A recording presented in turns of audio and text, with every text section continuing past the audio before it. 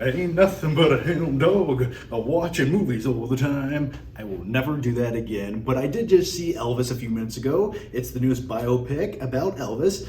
But more times than not, it's more about his creepy, weird, manipulative, dubious manager played by Tom Hanks, who looks like the live action version of the Penguin from the 1960s Batman show.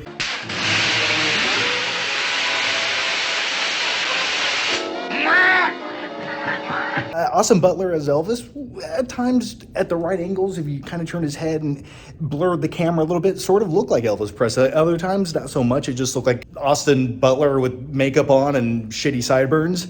But more times than not, I did enjoy the way it looked. I thought the stylistic tone at times was a little bit too much. It was very stylized. And this is the same director who directed a few musicals, which, by the way, this at times just feels like a musical. Yeah, the best way to describe this movie is it sort of feels like a montage, and then every once in a while they stop and have a scene and they play some Elvis music, and it jumps right back into being a montage again.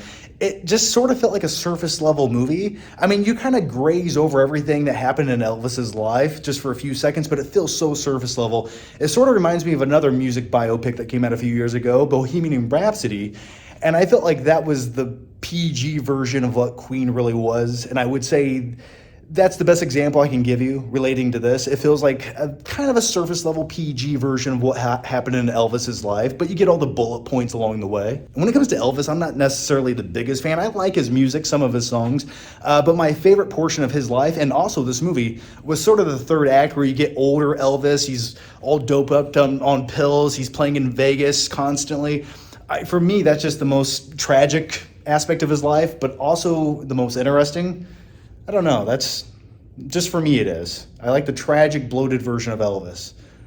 So when it comes to Elvis, to wrap up my quick thoughts on this movie, tonally it shifts very quickly at times. It goes from like this musical movie, then it gets all dramatic and the score swells up and it gets almost epic in tone, and then something dramatic happens and it just feels a little bit contrived and forced. It's entertaining nevertheless. The movie's like 2 hours and 40 minutes long, and you do sort of feel the runtime like the last 30 minutes. But yeah, I think if you like Elvis, this is sort of like a good surface level movie. But also, I think if you really like Elvis, this isn't really going to be the biopic you expect it to be.